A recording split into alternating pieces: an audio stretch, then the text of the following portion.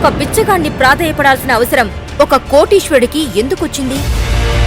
ఎంతో గారాబంగా పెంచుకున్న తన అప్సరస్ లాంటి కూతుర్ని మురికివాడలో ఉండే పేదవాడికిచ్చి పెళ్లి చేశాడు.